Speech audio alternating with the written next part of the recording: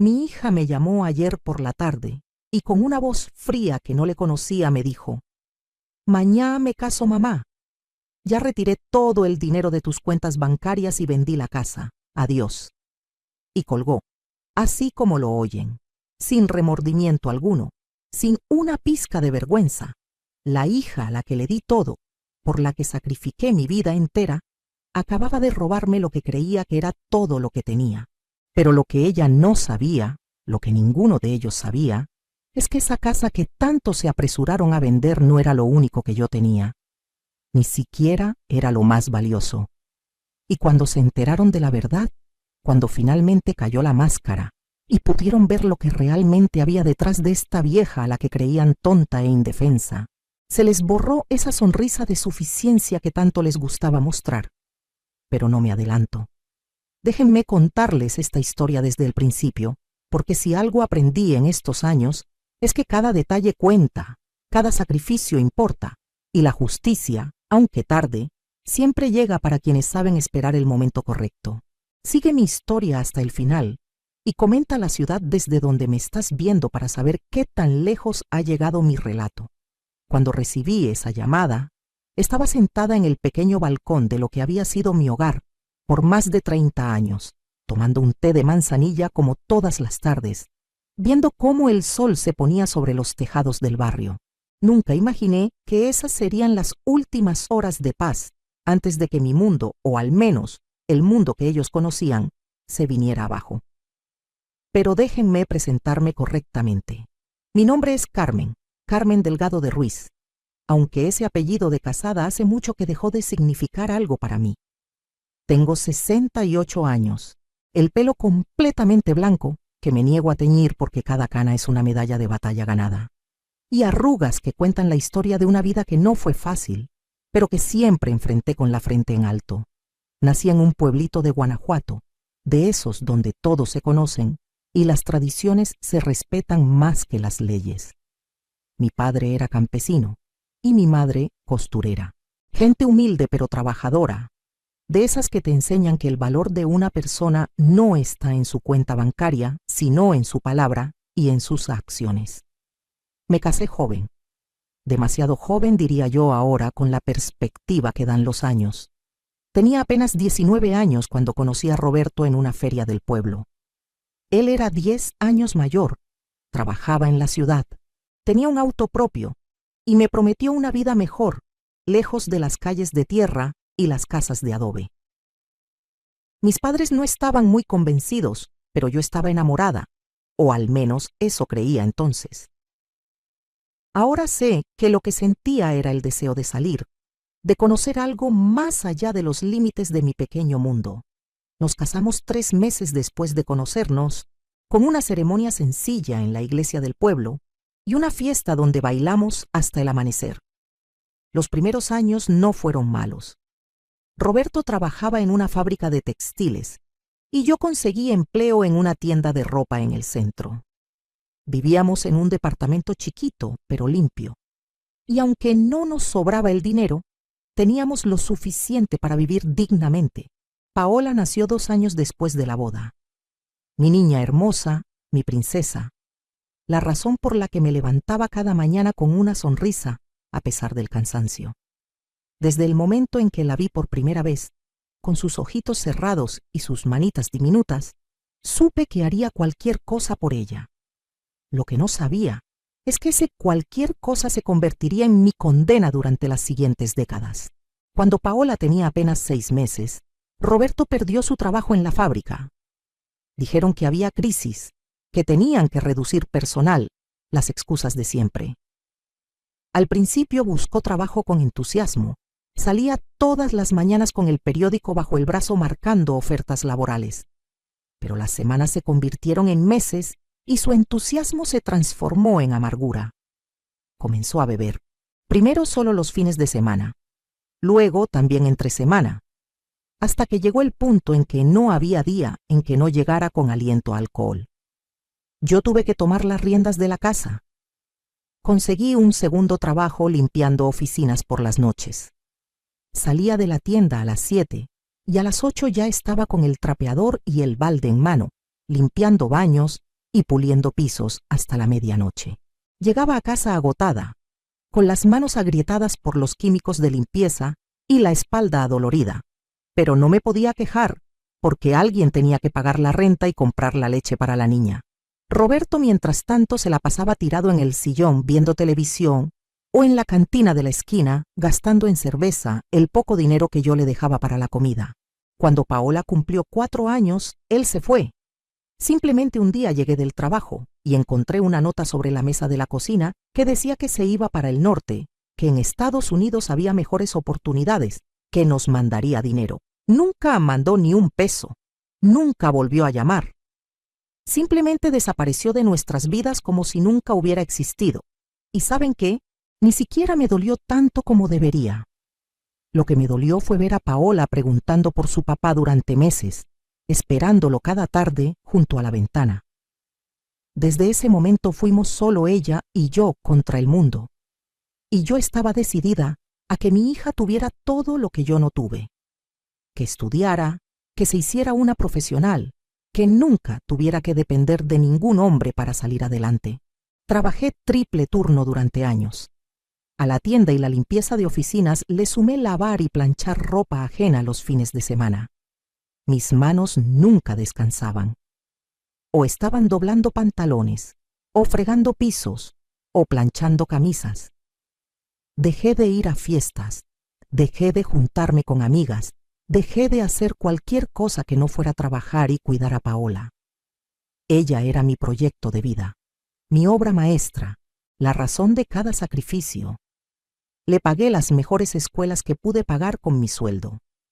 Escuelas privadas de monjas, donde las niñas usaban uniforme impecable y aprendían inglés desde pequeñas. Vendí las pocas joyas que tenía de mi madre para pagar su inscripción a la secundaria. Dejé de comprarme ropa nueva durante años para que a ella nunca le faltaran sus uniformes bien planchaditos y sus zapatos bien boleados.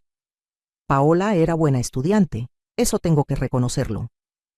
Sacaba puras buenas calificaciones y siempre fue muy inteligente. Pero también era consentida, mal acostumbrada por mi incapacidad de negarle nada. Si quería unos zapatos que todas sus amigas tenían, yo hacía turnos extra para comprárselos. Si necesitaba dinero para una excursión escolar, yo me saltaba comidas para ahorrarlo.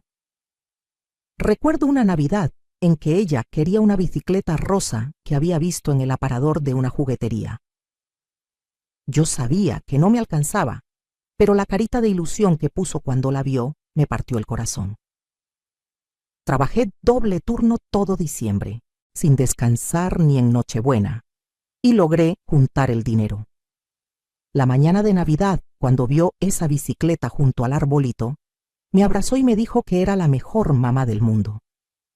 Esas palabras valieron cada hora de sueño perdida, cada dolor de espalda, cada lágrima de cansancio. O eso creí entonces. Cuando llegó el momento de la universidad, Paola quería estudiar administración de empresas en una universidad privada carísima. Sus amigas iban a ir ahí y ella no quería quedarse atrás. Yo no tenía ese dinero, ni cerca, pero ¿qué hice? Pedí un préstamo usando la casita que había logrado comprar años atrás como garantía. Una casita modesta de 2 recámaras en una colonia popular, pero era mía, comprada peso sobre peso con el sudor de mi frente. La puse en riesgo sin pensarlo 2 veces porque Paola me dijo que esa carrera en esa universidad le abriría todas las puertas, que conseguiría un trabajo increíble, que me pagaría todo cuando se graduara. Y yo le creí. Siempre le creí todo. Durante los 4 años de universidad, me maté trabajando para pagar no solo la colegiatura, sino también sus salidas, su ropa, sus libros, sus materiales, su celular de última generación. Paola vivía como las hijas de familias acomodadas mientras yo comía frijoles con tortilla para estirar el presupuesto. En esa época fue cuando conoció a Javier Montoya, un apellido que ahora pronuncio con el mismo asco con el que pronunciaría una maldición. Era compañero de su clase, hijo de un empresario dueño de varias ferreterías en la ciudad. Un muchacho guapo, eso sí, alto, de facciones finas, siempre bien vestido con ropa de marca. Paola llegaba a casa hablando de él con estrellitas en los ojos, que Javier dijo esto, que Javier hizo aquello, que Javier la invitó a tal lugar. A mí me daba mala espina desde el principio. Había algo en su mirada, en la manera en que sonreía, que no me gustaba. Pero cada vez que intentaba decirle algo a Paola, ella se molestaba y me acusaba de ser anticuada, de no querer verla feliz, de estar celosa, porque ella sí tenía un hombre que la valoraba a diferencia de mí. Esas palabras me dolían, pero me las tragaba porque no quería pelear con mi hija. Javier venía seguido a la casa, siempre educado, siempre con una sonrisa, siempre diciendo las palabras correctas. Pero yo notaba cómo miraba la casa con desprecio apenas disimulado, cómo arrugaba la nariz cuando la humedad de las paredes era más evidente en época de lluvias, cómo evitaba sentarse en el sillón viejo de la sala. Un día lo escuché hablando por teléfono en el patio, creyendo que yo no estaba, diciéndole a alguien que la casa de su novia era una ratonera, pero que valía la pena aguantarse, porque Paola era muy bonita y muy ingenua. Sentí que la sangre me hervía, pero de nuevo no dije nada. Debía haber dicho algo, debía haberlo corrido de mi casa a patadas ese mismo día. Pero no lo hice, porque no quería que Paola me odiara. Y ese fue mi primer gran error de muchos que vendrían. Cuando Paola se graduó, consiguió un trabajo en una empresa mediana de publicidad. No era el trabajo increíble que había prometido, pero era un inicio decente con un sueldo aceptable. Yo esperaba que empezara a ayudarme con los gastos, o al menos que pagara sus propios gastos ahora que ya trabajaba. Pero no fue así. Su sueldo se iba completo en ropa, salidas con Javier, tratamientos de belleza. Mientras tanto yo seguía pagando el préstamo de la casa, la luz, el agua, la comida para las dos. Cuando le pedí que contribuyera con algo, me dijo que necesitaba invertir en su imagen profesional, que era importante verse bien para progresar en su carrera. Y yo, tonta de mí, lo entendí. Seguí trabajando mis 2 empleos, seguí sacrificándome, seguí creyendo que algún día me lo agradecería. Javier y Paola llevaban 3 años de novios cuando él le propuso matrimonio. Fue en un restaurante elegante con mariachis y todo. Paola llegó esa noche mostrándome un anillo de compromiso que debió costar una fortuna, saltando de emoción, planeando ya la boda en voz alta. Una boda grande, decía, en un salón de eventos bonito, con mucha gente con vestido de diseñador. Yo sentí un nudo en el estómago. ¿De dónde iba a sacar dinero para eso? Ya me estaba costando trabajo pagar el préstamo de la casa y ahora ella esperaba que le pagara una boda de revista. Pero cuando intenté hablar con ella sobre hacer algo más sencillo, más íntimo, explotó. Me gritó que era una amargada, que no quería verla feliz, que todas las madres normales se emocionaban con la boda de sus hijas. Me dijo que las mamás de sus amigas ya estaban ayudándolas a planear sus bodas, separando salones con un año de anticipación, llevándolas a ver vestidos a boutiques exclusivas. Lloró tanto que al final cedí, como siempre cedía. Me puse a investigar cómo conseguir más dinero. Pedí horas extra en la tienda. Acepté limpiar más oficinas por las noches. Incluso empecé a vender tamales los fines de semana en el mercado, levantándome a las 4 de la mañana para prepararlos. Mis amigas del barrio me ayudaban, me decían que estaba loca, que mi hija ya era una adulta y debía pagar su propia boda o hacerla más modesta. Pero yo no escuchaba. Estaba obsesionada con darle esa boda perfecta que ella quería. Doña Lupita, mi vecina de toda la vida, me agarró del brazo un día en el mercado y me dijo mirándome directo a los ojos: Carmen, esa niña te está exprimiendo como limón y tú la estás dejando. Vas a terminar sin nada. Le sonreí y le dije que se preocupara por sus asuntos. Ojalá le hubiera hecho caso. Durante los meses de planeación de la boda, Paola y Javier prácticamente vivían en mi casa, pero nunca ayudaban con nada. Dejaban platos sucios en el fregadero que yo lavaba. Usaban el agua caliente hasta acabarla. Se comían lo que yo compraba, sin reponer nada. Un día llegué del trabajo y encontré que habían invitado amigos y habían hecho una reunión, dejando la casa hecha un desastre con botellas vacías y ceniza de cigarro por todos lados. Limpié todo sin decir nada, como siempre. Javier nunca ofrecía ayuda para nada. Nunca preguntó cuánto costaba la boda o si podía contribuir con algo. Sus papás tampoco. Aparentemente, la tradición, según ellos, era que la familia de la novia pagaba todo. Qué conveniente, ¿verdad? Logré juntar dinero suficiente para la boda pidiendo otro préstamo, este más pequeño, a una cooperativa de ahorro. La boda se llevó a cabo en un salón bonito, con vista a un jardín. Había más de 200 invitados, la mayoría amigos de Javier y su familia que yo ni conocía. El vestido de Paola costó lo que yo ganaba en 3 meses. Había arreglos florales en cada mesa, un banquete de 5 tiempos, barra libre de bebidas, grupo musical y DJ. Todo lo que ella había soñado. Yo me puse un vestido sencillo que me prestó doña Lupita, porque no me alcanzó para comprarme uno nuevo. Durante la fiesta, vi a la mamá de Javier, la señora Montoya, criticando con sus amigas los centros de mesa, diciendo que eran muy corrientes. La escuché decir que su hijo se merecía algo mejor, pero que qué se le iba a hacer. El amor era ciego. El día de la boda, mientras veía a Paola bailar su vals con Javier, tuve un momento de lucidez. Vi a mi hija, hermosa con su vestido blanco, sonriendo a un hombre que la veía como un trofeo. Vi a su nueva familia política, que nos miraban a mí y a mis humildes invitados con desdén. Vi los años de sacrificio materializados en una fiesta de 6 horas, que mañana solo sería un recuerdo y facturas por pagar. Y me pregunté si había valido la pena. Pero sacudí esos pensamientos negativos de mi cabeza. Era el día feliz de mi hija. Eso era lo que importaba.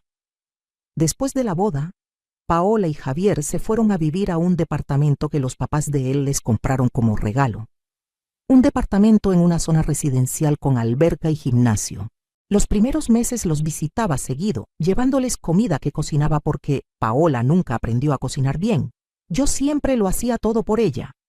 Pero noté que cada vez me recibían con menos entusiasmo. Javier siempre tenía alguna excusa para irse a otra habitación cuando yo llegaba. Paola se veía incómoda, como si mi presencia en su nuevo y elegante departamento desentonara con la imagen que quería proyectar. Un día llegué sin avisar y los escuché discutiendo.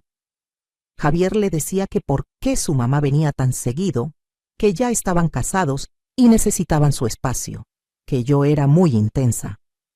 Paola lo defendía débilmente diciendo que yo solo quería ayudar, pero que sí, que hablaría conmigo. La siguiente vez que la visité, Paola me dijo con mucha delicadeza, eligiendo cuidadosamente sus palabras, que apreciaba todo lo que hacía por ellos, pero que necesitaban tiempo a solas como pareja recién casada.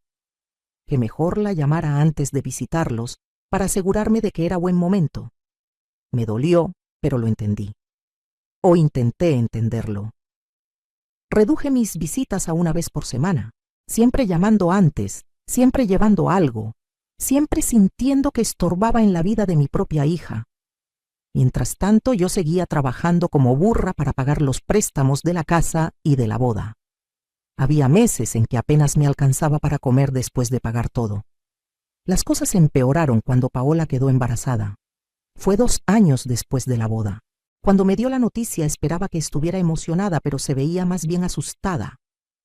Me confesó que Javier no estaba muy contento, que decían que un bebé iba a arruinar su estilo de vida, que todavía eran muy jóvenes para tener esa responsabilidad.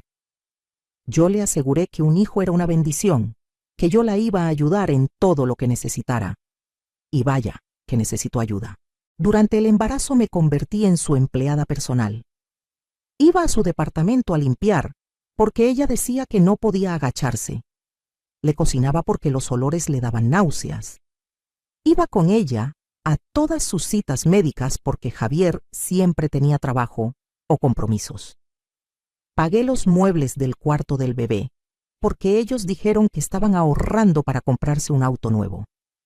Nació Sebastián, mi nieto hermoso, mi adoración. Desde el momento en que lo vi, supe que iba a quererlo incluso más de lo que quise a Paola, si eso era posible. Era perfecto, con sus cachetes gordos y su olor a bebé. Los primeros meses prácticamente viví con ellos. Paola no sabía cómo cuidar a un recién nacido. Yo me levantaba en las noches cuando Sebastián lloraba, porque ella decía que necesitaba dormir para no verse demacrada. Yo le cambiaba los pañales, lo bañaba, lo dormía. Javier no ayudaba en nada. Decía que cuidar bebés era trabajo de mujeres. Salía temprano y regresaba tarde, a veces oliendo a perfume que no era el de Paola, pero ella nunca decía nada. Cuando Sebastián cumplió 6 meses, Paola volvió al trabajo. Me pidió que cuidara al niño. Dijo que las guarderías eran muy caras y además ella no confiaba en dejar a su bebé con extraños. Yo en ese momento estaba por cumplir 60 años y seguía trabajando en la tienda, aunque había dejado la limpieza de oficinas porque mi cuerpo ya no aguantaba tanto. Le expliqué que trabajaba y no podía cuidar a Sebastián de tiempo completo. Se enojó muchísimo. Me dijo que qué clase de abuela era, que las abuelas se desvivían por cuidar a sus nietos, que yo era egoísta por preferir un trabajo mal pagado en lugar de ayudar a mi propia familia. Lloró tanto, me manipuló tanto con su llanto, que terminé renunciando a la tienda. Renuncié al único ingreso estable que tenía para cuidar a mi nieto sin que me pagaran ni un peso. Durante 3 años cuidé a Sebastián de lunes a viernes, de 8 de la mañana a 7 de la noche. A veces incluso los fines de semana cuando Paola y Javier querían salir solos. Yo vivía de los ahorros que me quedaban y de la venta de comida que hacía cuando podía.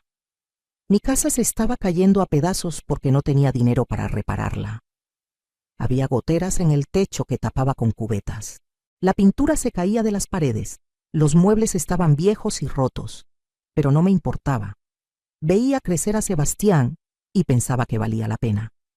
Él me decía Vita en lugar de abuelita y corría a abrazarme cada vez que llegaba. Era mi sol, mi razón de seguir adelante. Pero Paola cada vez era más exigente y desagradecida. Se quejaba si la ropa de Sebastián no estaba perfectamente planchada. Se molestaba si le daba de comer algo que ella no había aprobado previamente. Me regañaba si el niño se ensuciaba jugando en mi patio. Un día llegó y se puso furiosa porque Sebastián tenía una pequeña raspadura en la rodilla de haberse caído jugando. Me gritó que era una descuidada, que no servía ni para cuidar niños. Javier estaba ahí y en lugar de defenderme se rió y dijo que qué se podía esperar de una vieja.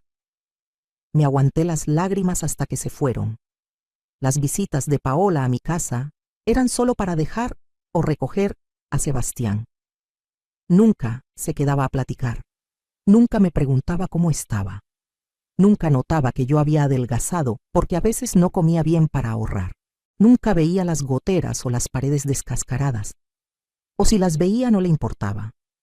Yo seguía siendo solo un servicio gratuito para ella. Una nana gratis que además había sido lo suficientemente tonta como para pagarle toda su vida. Un día Sebastián se enfermó, nada grave, solo una gripa, pero tenía fiebre. Llamé a Paola al trabajo para decirle. Me contestó molesta diciendo que no podía salir de una junta importante, que le diera medicina y ya. Le dije que sería mejor que lo viera un doctor. Suspiró exasperada y me dijo que entonces yo lo llevara, que para eso estaba ahí, ¿no? Llevé al niño al doctor, pagué la consulta y las medicinas con el dinero que tenía guardado para la luz. Paola nunca me lo repuso, ni siquiera me dio las gracias. Los meses pasaban y yo cada vez estaba en peor situación económica. Debía varios meses de luz y agua. El banco me mandaba cartas de cobranza por los préstamos atrasados. No tenía de dónde sacar dinero. Una tarde, cuando Paola llegó por Sebastián, junté valor y le pedí ayuda. Le expliqué que estaba en una situación difícil, que necesitaba dinero para pagar los servicios. Me miró como si le hubiera pedido que me regalara un riñón. Me dijo que ella también tenía gastos, que mantener su estilo de vida no era barato, que Javier y ella estaban ahorrando para comprarse una casa más grande, que yo debería buscar un trabajo en lugar de estar viviendo de favores. Viviendo de favores. Yo que había sacrificado todo por ella, que en ese momento le estaba cuidando a su hijo gratis. Me dolió tanto que no pude ni contestarle. Esa noche lloré como no lloraba en años. Me sentía usada, despreciada, invisible. Doña Lupita vino cuando me escuchó sollozar. Se sentó conmigo en la cocina, me preparó un té y me dejó desahogarme.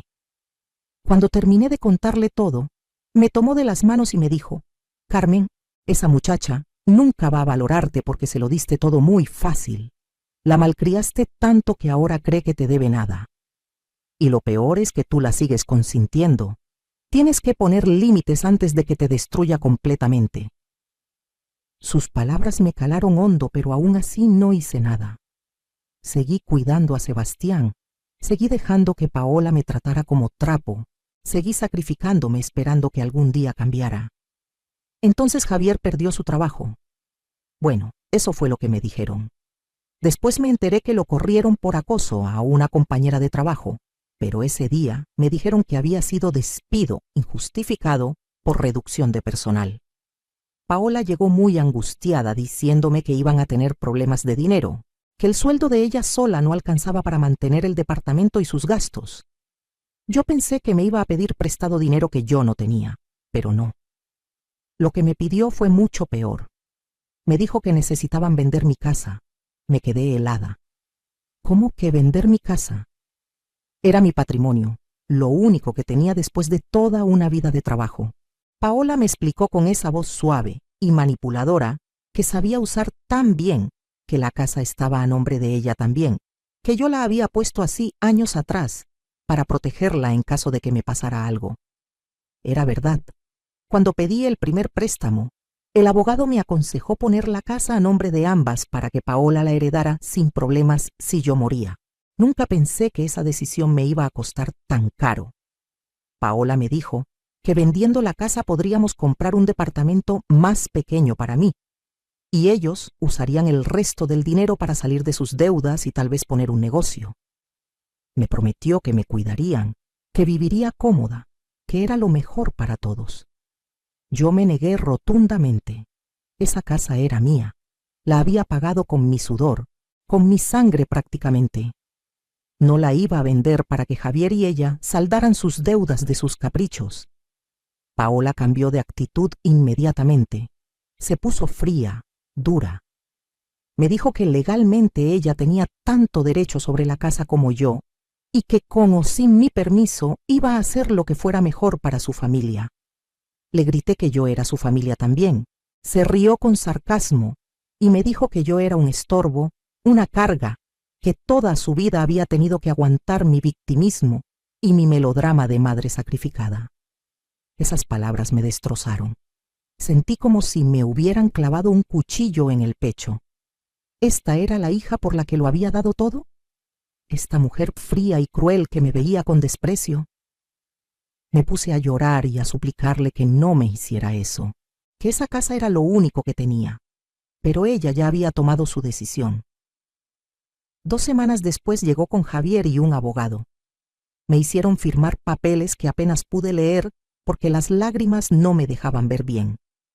Dijeron que eran documentos para proteger mis derechos, pero yo sabía que me estaban robando. Me estaban quitando mi casa y no había nada que pudiera hacer. Pusieron la casa en venta inmediatamente. Venían compradores potenciales a verla mientras yo todavía vivía ahí. Paola me decía que arreglara las cosas, que hiciera la casa verse presentable. Yo tenía que salirme de mi propia casa para que extraños la recorrieran y decidieran si les gustaba o no el lugar donde había construido mi vida. Fue humillante. Fueron las semanas más oscuras de mi existencia. Me levantaba sin ganas de vivir. Dejé de comer bien. Bajé tanto de peso que la ropa me quedaba holgada. Finalmente apareció un comprador, una pareja joven que pagó en efectivo. La venta se concretó rapidísimo.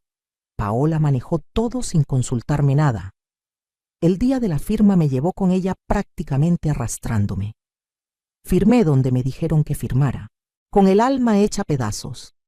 Recibieron el dinero de la venta, un dinero que debería haber sido mío, pero que Paola y Javier se repartieron como si yo no existiera. Me dieron una miseria, diciendo que eso me alcanzaba para rentar un cuartito en algún lugar mientras ellos, muy generosos, buscaban un asilo de ancianos económico para mí. Un asilo. Querían meterme a un asilo como si fuera basura de la que había que deshacerse. Yo tenía apenas 63 años en ese momento. No era una inválida que necesitara cuidados especiales. Pero para ellos yo ya no servía. Ya no era útil. Sebastián había empezado la escuela, así que ya no necesitaban niñera gratis. La casa ya estaba vendida, así que ya no había nada más que sacarme. Era momento de descartarme. Paola buscó un asilo baratísimo en las afueras de la ciudad. Un lugar deprimente con paredes grises y olor a desinfectante. Fuimos a conocerlo y yo me quería morir. Había viejitos sentados en sillas de ruedas mirando la nada. El personal se veía poco amable. Los cuartos eran diminutos y compartidos. Paola me decía que era bonito, que estaría bien ahí, que la visitaría seguido. Todas mentiras para tranquilizar su inexistente conciencia. Pero entonces, justo cuando pensé que había tocado fondo, cuando creí que mi hija finalmente me había destruido completamente, recibí una llamada que cambió todo. Era de un despacho de abogados de Guanajuato. Me informaban que mi tío Ernesto, el hermano menor de mi padre, había fallecido. Yo casi no lo había visto en mi vida adulta. Sabía que se había ido de joven a trabajar a la Ciudad de México y que le había ido bien en los negocios, pero nunca mantuvimos contacto cercano. Cuando mis papás murieron, él mandó flores y una tarjeta, pero no fue al funeral porque estaba fuera del país. Eso fue lo último que supe de él hasta esa llamada. El abogado me citó en su oficina en Guanajuato. Tuve que usar el poco dinero que Paola me había dado de la venta de la casa para pagar el autobús. Llegué a la dirección indicada, un edificio elegante en el centro histórico. La secretaria me recibió amablemente y me hizo pasar a la oficina del licenciado Guerrero, un señor de unos 50 años con lentes y traje impecable. Me ofreció café y me dio el pésame por mi tío. Luego abrió una carpeta y empezó a explicarme que mi tío Ernesto había dejado un testamento. No tenía hijos, nunca se casó, y sus únicos parientes vivos éramos yo y un primo segundo que vivía en España. A mí me dejaba la mayor parte de su herencia por ser hija de su hermano mayor. No podía creer lo que estaba escuchando.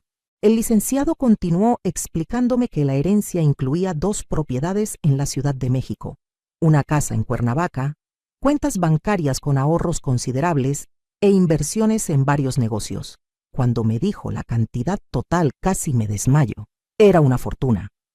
Mi tío había sido millonario y yo ni siquiera lo sabía.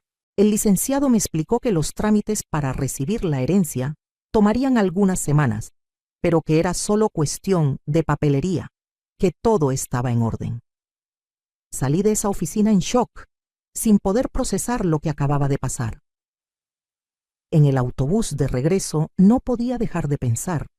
Por primera vez en meses, en años tal vez, sentí algo parecido a la esperanza, pero también sentí rabia, una rabia que me quemaba por dentro. Rabia contra Paola por todo lo que me había hecho. Rabia contra Javier por ser un parásito. Rabia contra mí misma por haberme dejado pisotear tanto tiempo. Y entonces, mientras veía pasar el paisaje por la ventana del autobús, tomé una decisión. No les iba a decir nada, absolutamente nada sobre la herencia. Llegué a casa, bueno, a lo que todavía era mi casa, por unos días más, antes de que los compradores tomaran posesión, y actué completamente normal. Cuando Paola llamó para recordarme que tenía que ir empacando mis cosas, porque en 2 semanas tenía que entregarla, le dije que sí con voz sumisa y resignada. Le pregunté si ya había separado lugar en el asilo. Me dijo que sí, que había pagado el primer mes, que debería estarle agradecida porque ese dinero le hacía falta para otras cosas. Me tragué la rabia y le di las gracias con voz temblorosa. Las siguientes semanas fueron de las más difíciles de mi vida, pero por razones diferentes. Por fuera mantenía mi papel de vieja derrotada, empacando mis escasas pertenencias en cajas, llorando cuando Paola o Javier estaban cerca para que vieran lo destruida que estaba. Pero por dentro estaba hirviendo de rabia y también, debo admitirlo, emocionada por lo que estaba por venir. Me reuní varias veces más con el licenciado Guerrero. Contraté a un abogado aquí en la ciudad, un joven muy profesional que me recomendó doña Lupita.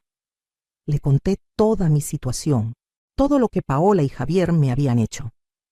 Él investigó y descubrió que los papeles que me hicieron firmar para vender la casa habían sido manipulados, que técnicamente Paola había cometido fraude al venderla sin mi consentimiento real, usando su estatus de copropietaria de manera ilegal, porque la casa estaba designada como mi residencia primaria, y ella no podía venderla sin causa justificada o sin proveerme vivienda equivalente.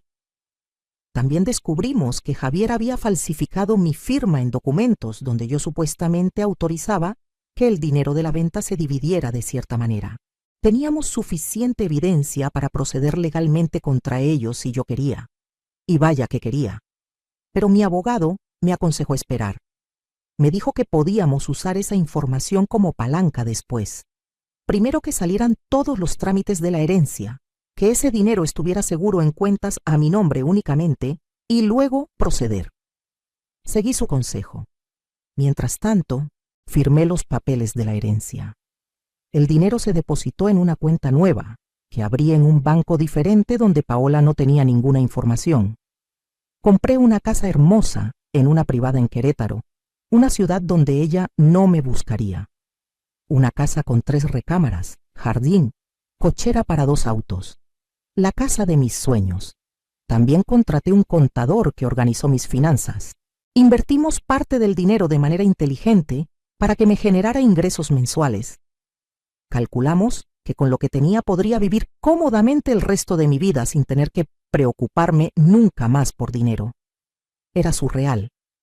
Yo que había pasado hambre, que había trabajado hasta quebrarme la espalda, que había vivido contando cada peso, ahora tenía seguridad financiera para siempre. Llegó el día en que tenía que entregar la casa. Paola vino con Javier a recogerme. Traían una camioneta para mis cosas. Me ayudaron a subir las pocas cajas que había preparado con ropa vieja y objetos sin valor.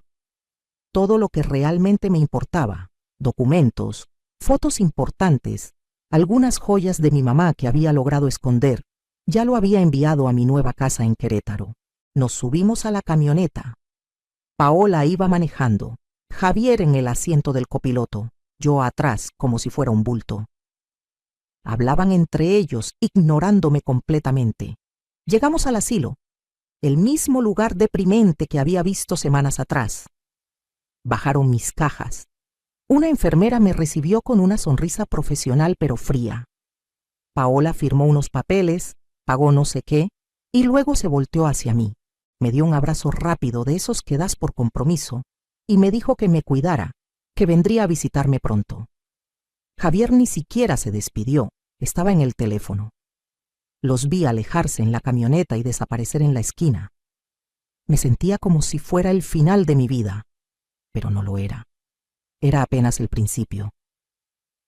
Entré al asilo y le dije a la enfermera que necesitaba hacer una llamada urgente. Llamé a mi abogado y le dije que procediera con todo. Luego llamé a un taxi. Cuando la enfermera me preguntó a dónde iba, le dije que había cambiado de opinión, que ese no era lugar para mí, que me iba. Se quedó sorprendida, pero no podía retenerme. Yo no era prisionera. Tomé mis cajas, subí al taxi y me fui. Le di la dirección de la central de autobuses. Compré un boleto a Querétaro. En 3 horas estaba entrando a mi nueva casa, mi verdadera casa, la que nadie me iba a quitar nunca. Los siguientes días los dediqué a instalarme. Contraté una señora del barrio para que me ayudara con la limpieza y la cocina. Compré muebles nuevos, bonitos, cómodos. Decoré cada habitación a mi gusto. Planté flores en el jardín. Por primera vez en décadas hice algo solo para mí, solo porque me hacía feliz. Me sentía libre, rejuvenecida, viva. Mientras tanto, mi abogado estaba trabajando. bloqueó las cuentas bancarias que yo había tenido y donde Paola tenía acceso como autorizada. No había mucho dinero ahí, pero era el dinero que ella creía que podía seguir usando. También inició los procedimientos legales por el fraude de la venta de la casa y la falsificación de documentos. Pasaron 2 semanas, luego 3. Paola no intentó contactarme ni una sola vez, ni una llamada al asilo para ver cómo estaba. Nada. Eso me dolió, pero también me liberó. Me demostró que había tomado la decisión correcta. Entonces una tarde recibí la llamada que estaba esperando. Era mi abogado diciendo que todo estaba listo para el confrontamiento. Habíamos recolectado toda la evidencia necesaria. Teníamos testigos, documentos, grabaciones. Era momento de que Paola y Javier enfrentaran las consecuencias de sus acciones. Le dije que procediera. Al día siguiente, Paola recibió una citación legal. Tenía que presentarse en el juzgado por cargos de fraude y falsificación de documentos. Cuando leyó la demanda, debió haberse puesto blanca del susto. Me llamó inmediatamente. Fue la primera vez que escuchaba su voz en casi un mes. Estaba histérica, gritando, preguntando qué estaba pasando, diciendo que tenía que ser un error. Le contesté con una calma que yo misma me sorprendí de tener. Le dije que no era ningún error, que finalmente estaba enfrentando las consecuencias de haberme robado. Gritó que ella no me había robado nada, que la casa estaba a su nombre también. Le expliqué con lujo de detalle todas las leyes que había violado, todos los documentos que había falsificado. Se puso a llorar. Empezó a decir que lo sentía mucho, que había sido idea de Javier, que ella nunca quiso hacerme daño, que yo era su madre y ella me amaba. Puras mentiras desesperadas. Le dije que era demasiado tarde para arrepentimientos. Me suplicó que retirara la demanda. Le dije que eso tenía un precio.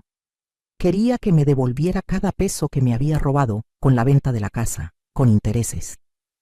También quería una confesión firmada de todo lo que había hecho. Y quería que me dejara en paz para siempre. Hubo silencio del otro lado de la línea. Luego preguntó con voz temblorosa de dónde iba a sacar ese dinero. Le dije que ese era su problema, no el mío, que tenía una semana para conseguirlo o nos veíamos en corte y además de perder el caso, iría a la cárcel por fraude. Colgué. Mis manos temblaban, pero era de emoción, de poder, de justicia finalmente alcanzada. Paola llamó varias veces más ese día. No contesté. Al día siguiente fue al asilo a buscarme. Imagínense su cara cuando le dijeron que me había ido el mismo día que me dejaron ahí, que nadie sabía dónde estaba. Entró en pánico total. Me dejó mensajes de voz suplicando que le dijera dónde estaba, que necesitaba hablar conmigo. Los escuchaba y los borraba sin responder. Dejé que se desesperara unos días más. Mientras tanto me enteré por mi abogado que Paola y Javier estaban en serios problemas financieros. Resultó que el dinero de mi casa lo habían gastado en pagar deudas de tarjetas de crédito que tenían por su estilo de vida insostenible. El negocio que supuestamente iban a poner nunca existió. Javier además había sacado préstamos a agiotistas para pagar apuestas deportivas. Estaban hundidos en deudas y ahora encima tenían esta demanda legal que no podían pagar. La fecha de la audiencia se acercaba. 3 días antes, Paola logró rastrear a mi abogado y fue a su oficina. Le rogó que me contactara, que necesitaba hablar conmigo urgentemente. Mi abogado me llamó y me contó. Decidí que era momento. Le di permiso de darle mi nuevo número telefónico. Paola llamó a los 5 minutos. Estaba llorando histéricamente. Me dijo que lo sentía tanto, que había sido una mala hija, que me extrañaba, que por favor la perdonara. Le dije que sus lágrimas no significaban nada para mí, que había llorado por años mientras ella me exprimía y me despreciaba. Me preguntó qué quería de ella. Le repetí mis condiciones: dinero, confesión y que desapareciera de mi vida. Dijo que no tenía ese dinero, que estaban quebrados. Le dije entonces que podía vender el departamento donde vivía, ese que los papás de Javier les habían regalado. Gritó que no podía hacer eso, que dónde iban a vivir. Le contesté que ese era su problema, que tal vez podían rentar un cuartito en algún barrio pobre, que así sabría lo que era vivir sin lujos. O podían ir a vivir con los papás de Javier que tanto dinero tenían. Mencionó a Sebastián. Me dijo que pensara en mi nieto, que él no tenía la culpa de nada. Eso me dolió porque era verdad. Yo extrañaba terriblemente a Sebastián. Pero no iba a dejar que me manipulara usando al niño. Le dije que precisamente por Sebastián tenía que hacer esto, para enseñarle que las acciones tienen consecuencias, que no se puede ir por la vida abusando de la gente. Ella siguió llorando y suplicando. Finalmente me cansé. Le dije que tenía hasta el día siguiente a mediodía para depositar el dinero en la cuenta que mi abogado le proporcionaría y para firmar la confesión. Si no cumplía, nos veíamos en corte. Colgué. Esa noche casi no dormí. No por nervios, sino por anticipación. Quería ver cómo se resolvería esto. Al día siguiente, a las 11 de la mañana, mi abogado me llamó. El dinero había sido depositado. Paola había vendido el departamento de emergencia a un precio más bajo del valor real, pero había conseguido el dinero. También había firmado la confesión. Todo estaba en orden. Le dije a mi abogado que retirara la demanda. Él me preguntó si estaba segura, que todavía podíamos proceder criminalmente contra ella. Lo pensé por un momento. Parte de mí quería verla sufrir más, pero otra parte, la parte que todavía recordaba a la bebé que había tenido en brazos, quería solo cerrar este capítulo y seguir adelante con mi vida. Retiré la demanda con una condición adicional: que Paola firmara un documento donde renunciaba a cualquier derecho sobre cualquier propiedad o dinero mío en el futuro, incluyendo herencia, que legalmente quedaba establecido que no nos debíamos nada la una a la otra. Ella firmó sin chistar. Y así, con unas cuantas firmas, mi hija quedó fuera de mi vida legal y financieramente. Pero Paola no se dio por vencida tan fácil.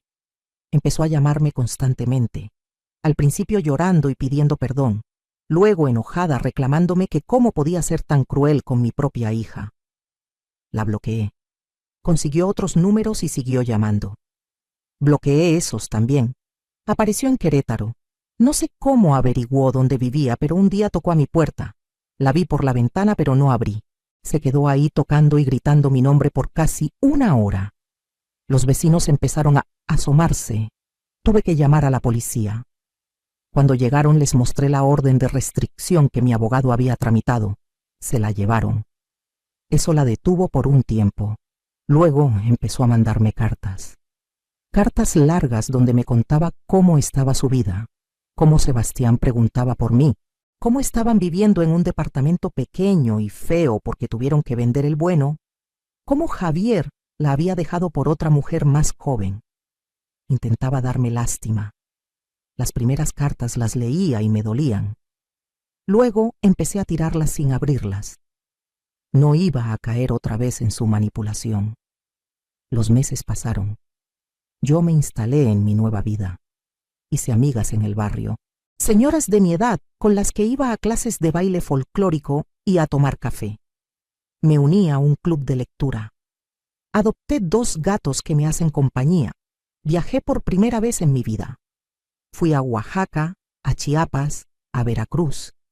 Conocí playas y montañas. Probé comidas diferentes. Me compré ropa bonita. Me hice el cabello en salones elegantes. Me consentí de maneras que nunca me había permitido. Una tarde, casi un año después de todo el drama, estaba en mi jardín regando las flores cuando escuché un ruido en la puerta. Era Sebastián. Mi nieto, que ahora tenía 9 años, estaba parado en mi entrada con una mochilita. Se veía más grande, más delgado, con ropa que le quedaba un poco chica. Me vio y sus ojos se llenaron de lágrimas. Corrió hacia mí gritando «Vita». Lo abracé y nos quedamos así por varios minutos, yo llorando, él llorando. Cuando nos calmamos me contó que había tomado un autobús solo desde la ciudad, que había ahorrado dinero de su domingo durante meses, que le había preguntado a la secretaria de la escuela de su mamá dónde vivía yo, porque escuchó una vez que ella mencionaba Querétaro, que se escapó de la escuela y fue a la central, y le preguntó a la gente hasta que alguien le ayudó a comprar un boleto, que me extrañaba muchísimo y que por favor no lo regresara. Mi corazón se partió en 1000 pedazos. Le di de comer, lo bañé, lo puse a dormir en una de las recámaras que había preparado, pensando que tal vez algún día. Mientras dormía, llamé a Paola. Contestó al primer timbre. Le dije que Sebastián estaba conmigo, que estaba bien. La escuché sollozar de alivio. Me dijo que había estado buscándolo desesperada por 3 horas, que iba a llamar a la policía. Le dije que viniera por él mañana, que le daría una noche con su abuela que tanto extrañaba. Paola llegó temprano al día siguiente. Se veía terrible. Más delgada, con ojeras, con ropa arrugada. Por primera vez sentía algo parecido a lástima por ella. Pero no dije nada. Le entregué a Sebastián que no quería irse, que lloraba y se aferraba a mí. Le dije que fuera obediente con su mamá, que lo quería mucho. Paola me miró con ojos suplicantes, pero yo simplemente cerré la puerta. Esa noche no pude dormir pensando en Sebastián, en cómo había arriesgado tanto solo para verme, en cuánto me necesitaba. Al día siguiente llamé a mi abogado. Le pregunté si había manera de que pudiera ver a mi nieto sin tener que lidiar con Paola. Me dijo que podía solicitar régimen de visitas como abuela, que dadas las circunstancias y el obvio afecto del niño hacia mí, probablemente lo concederían. Inicié el trámite. Paola se opuso al principio, pero su abogado, que era de oficio porque ya no tenía dinero para pagar uno privado, le aconsejó que aceptara. Nos citaron a mediación. Fue la primera vez que vi a Paola cara a cara desde todo el asunto legal. Se veía devastada.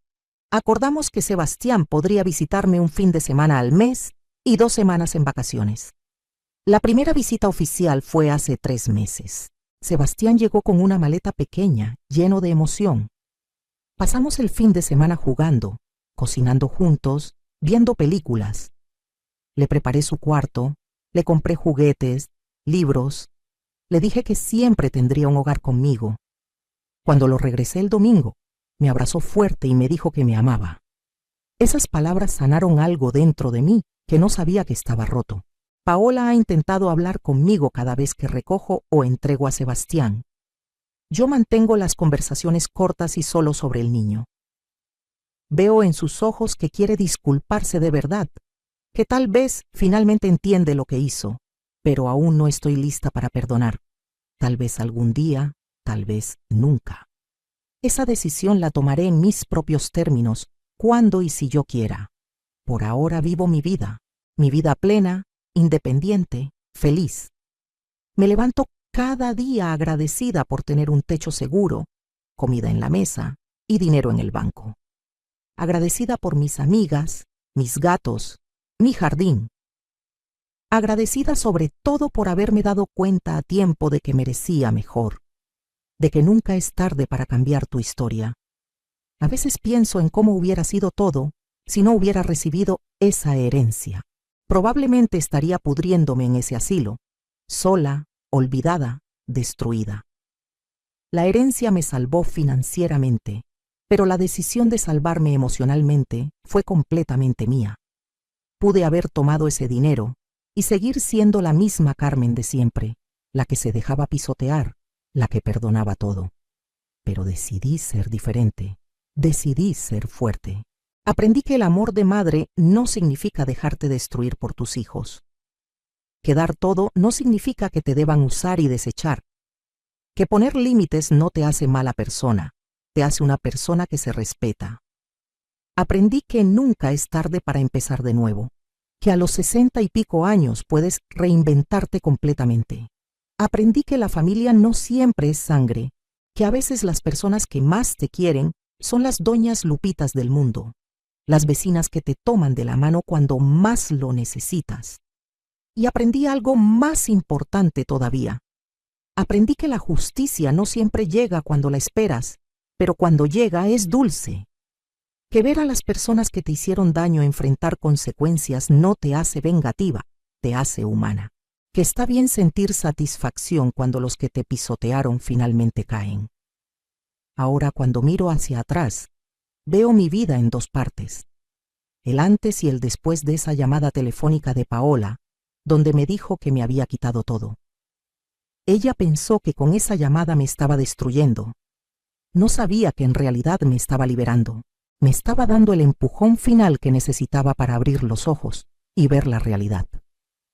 Esa casa que vendieron no era lo único que tenía. Ni siquiera era lo más valioso. Lo más valioso era mi dignidad, mi fuerza, mi capacidad de sobrevivir. Y eso nunca me lo pudieron quitar. A todas las mujeres que están leyendo esto, a todas las madres que se sacrifican hasta quedarse sin nada, a todas las que permiten que sus hijos, sus parejas, sus familias las usen y abusen de ellas, les digo esto: valemos más, merecemos más. No nacimos para ser tapetes sobre los que otros limpian sus zapatos. Nacimos para ser árboles fuertes, con raíces profundas que dan sombra porque quieren, no porque los obliguen. Y cuando alguien intenta cortarnos, tenemos el derecho de defendernos, de protegernos, de decir basta. Mi historia no terminó en ese asilo como Paola planeaba. Terminó en esta hermosa casa en Querétaro, con mis gatos ronroneando a mi lado, con mis flores creciendo en el jardín, con la paz de saber que nunca más nadie me va a usar. Y cuando Sebastián viene de visita y me pregunta cómo logré todo esto, le cuento una versión simplificada. Le digo que un familiar me ayudó, que trabajé duro, que nunca me rendí. Pero sobre todo le digo que se valore, que nunca permita que nadie, ni siquiera su propia madre, lo haga sentir menos de lo que vale. La vida tiene vueltas curiosas. Yo que pasé décadas sirviendo a otros, finalmente me estoy sirviendo a mí misma. Yo que pasé años pensando que el amor significaba sacrificarlo todo, aprendí que el amor propio es igual de importante. Yo que creí que había perdido todo cuando me quitaron mi casa, descubrí que había ganado algo mucho mejor: mi libertad. Así que cuando me preguntan si me arrepiento de cómo manejé la situación con Paola, si fui demasiado dura, si debía haber sido más comprensiva, respondo con total honestidad: no me arrepiento de nada. Ella tomó sus decisiones y yo tomé las mías. Ella decidió robarme, humillarme, descartarme. Yo decidí sobrevivir, defenderme y prosperar. Y si tuviera que hacerlo de nuevo, haría exactamente lo mismo, porque al final del día esta es mi vida. Y después de pasarla entera viviendo para otros, finalmente la estoy viviendo para mí. Y se siente glorioso. ¿Qué harías tú en mi lugar? Si tu propio hijo te traicionara de esta manera, si te quitara todo lo que trabajaste para conseguir, si te tratara como basura después de todos tus sacrificios, ¿cómo reaccionarías? ¿Te vengarías como yo o perdonarías y olvidarías? Comenta abajo tu opinión. Quiero saber qué piensan. Quiero saber si hice bien o si fui muy cruel. Quiero saber si ustedes también han pasado por algo similar, porque sé que no soy la única. Sé que hay miles de mujeres ahí afuera que están viviendo lo que yo viví, que se están dejando destruir por amor mal entendido. Y a ellas les digo, hay salida. Siempre hay salida. Solo necesitas el valor para tomarla. Mi nombre es Carmen Delgado. Tengo 68 años. Y esta es la historia de cómo mi hija intentó destruirme y sin querer me liberó.